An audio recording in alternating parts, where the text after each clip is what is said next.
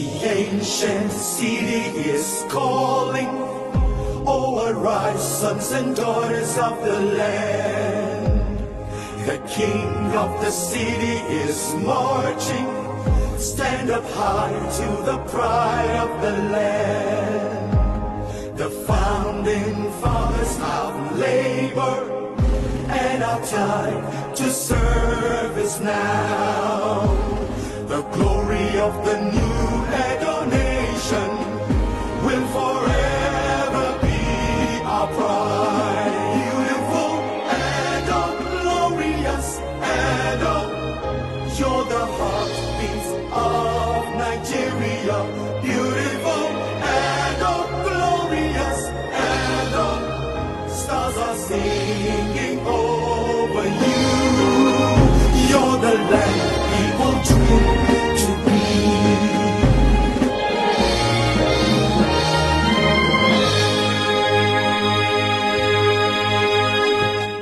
My dear good people of Edo State, as the curtain draws to a close on my 2 terms as governor of Edo State, I'm extremely grateful to God Almighty and the good people of Edo State for this divine opportunity to serve. Even though the task of governing Edo State has been a daunting one, I cannot thank God enough for giving me the vision, health, and courage to achieve the monumental transformation of our dear state.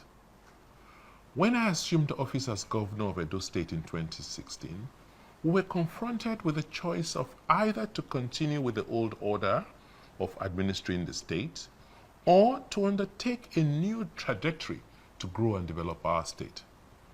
We chose the latter pathway, even though we were aware of the dangers associated with such a choice.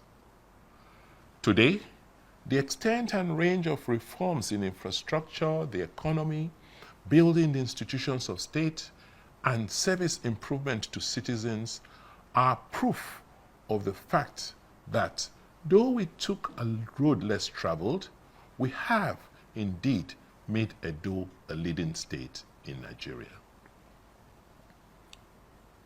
Let me, at this juncture, thank the good people of Edo State for standing firmly behind our government, even as we embarked on a very radical transformation of governance and politics in a manner they had never anticipated.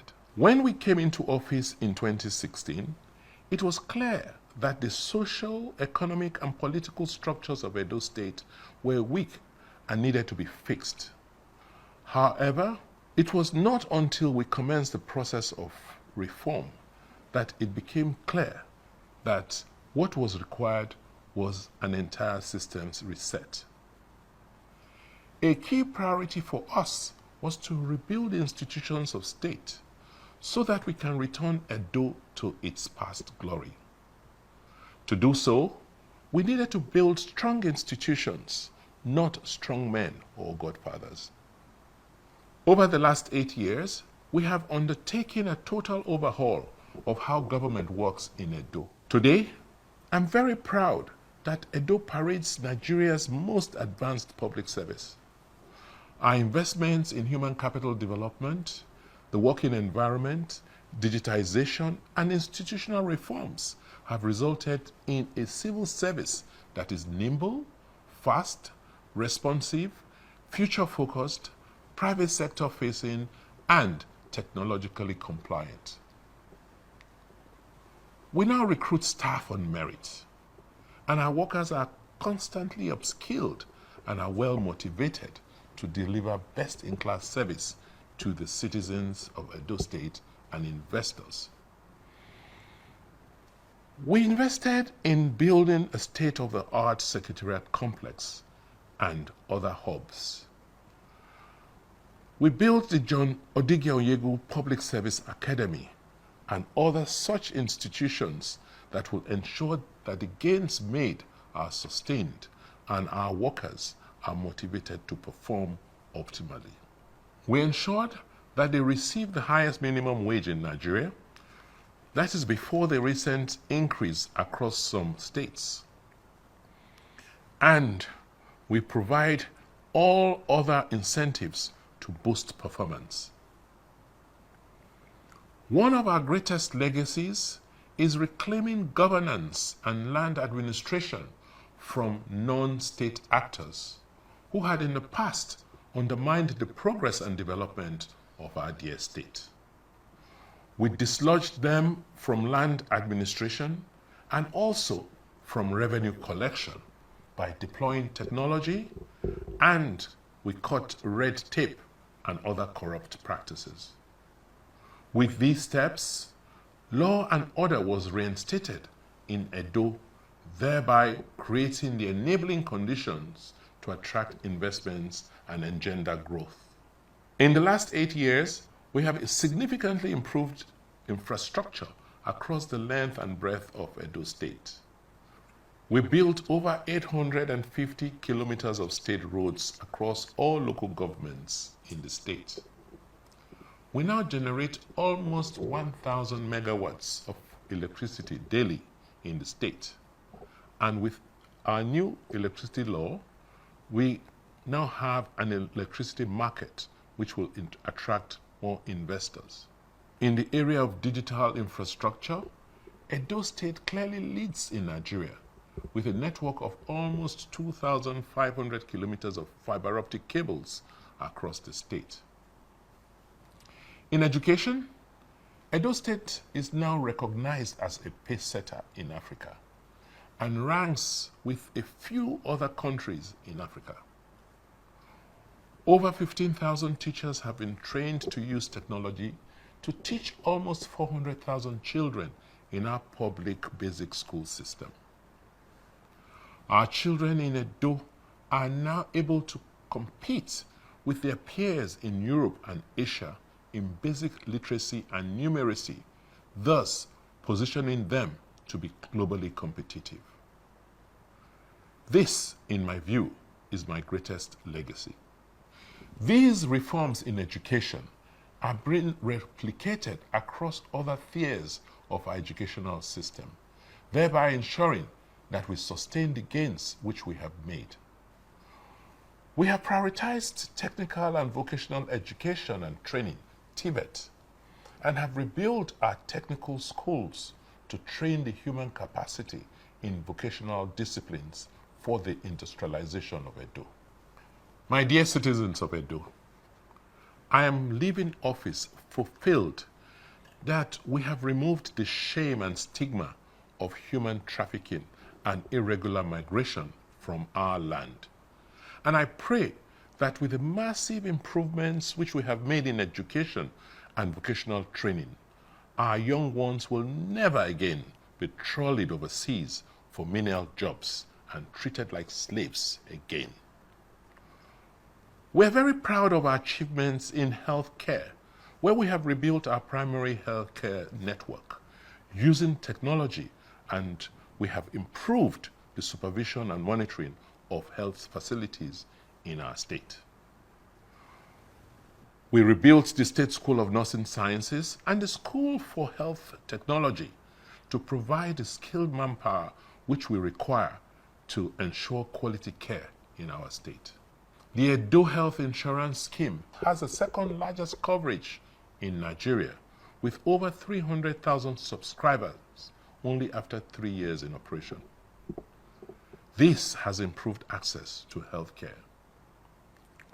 The rebuilt 270-bed Stella Obasanjo Specialist Hospital will be a referral health center for the South-South region of Nigeria. The progress which we have made during my tenure in office was hinged on security and our ability as a government to ensure the safety of lives and property. We evolved a community-led security network that worked closely with federal government agencies to ensure that we have a safe and conducive environment for businesses to thrive. This system is supported by a state-of-the-art command and control center, which receives intelligence and incidences from communities and feeds relevant response teams for quick action. The system has been responsible for the relative peace in our state, thus making Edo one of the most peaceful states in South Nigeria. We started a revolution in agriculture in Edo State, where under the Edo State Oil Palm Program, we have allocated over 120,000 hectares of land for oil palm estate development. About 40,000 hectares of this land have been cultivated. With this and the strides which we have made in the cultivation of cassava as a feedstock for the 2 ethanol plants in Edo State, we have an assured future as Nigeria's preeminent palm oil and cassava producing state. We have also utilized our endowments as an oil and gas producing state to become a leader in the petrochemical sector.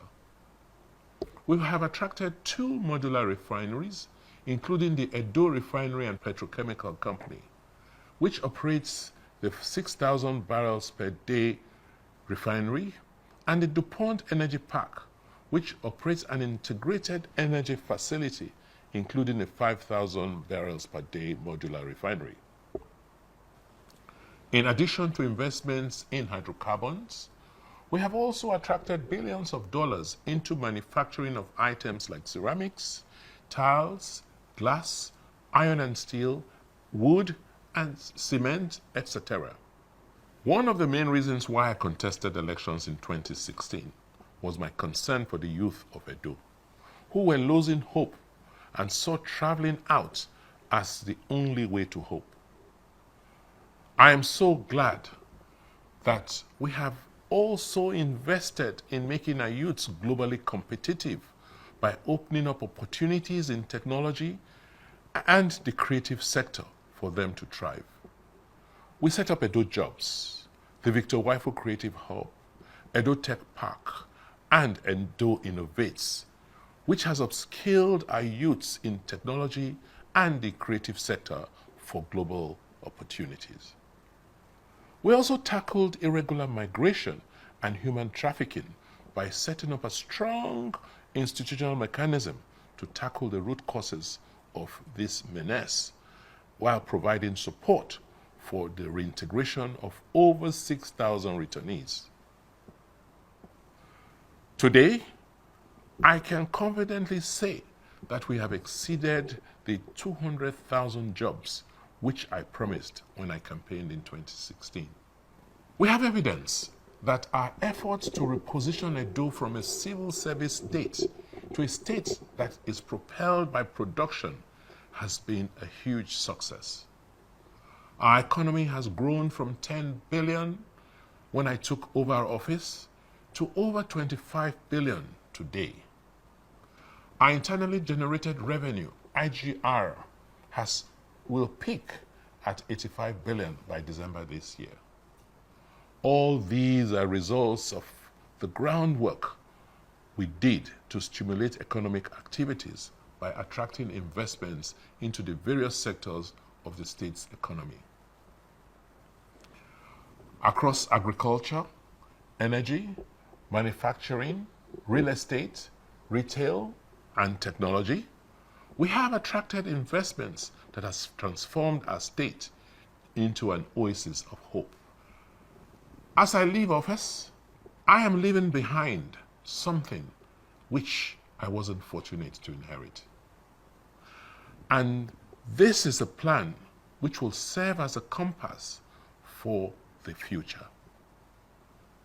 We have developed the Edo State Regional Development and the Benin City Development Master Plans, which will ensure that we have a directional guide on which Edo State's growth trajectory for the next 30 years will be based.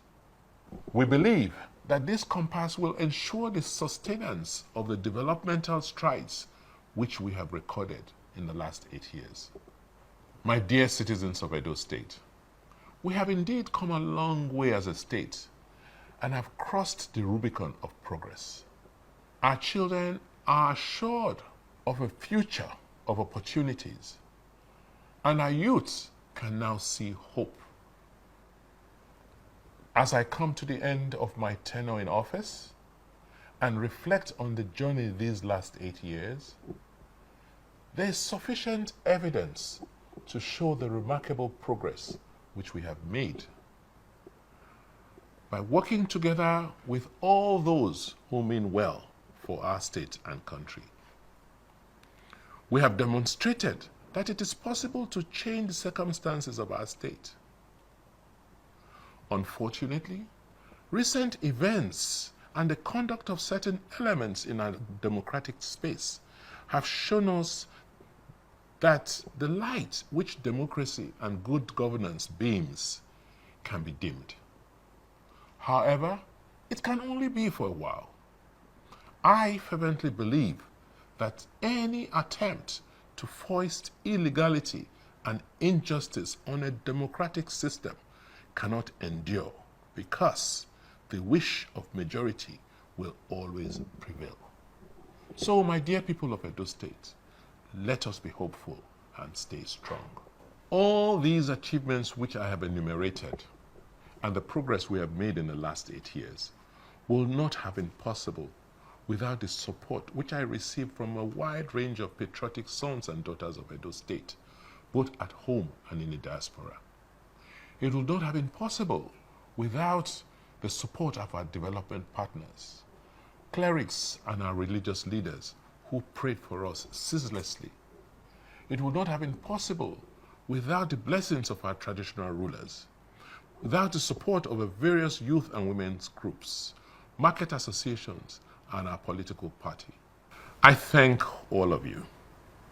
I thank members of the Obaski family, the Ero family, the Igbinigie family, and the Ogbedoyo, and several others, too many to mention. I thank you immensely, and God bless you. Long live the Federal Republic of Nigeria. Long live Edo State.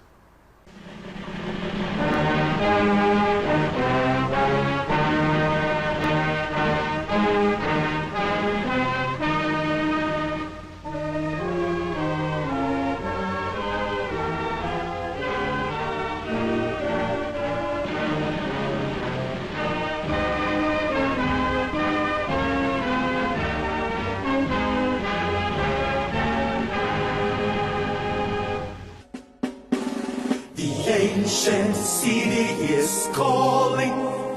Oh, arise, sons and daughters of the land.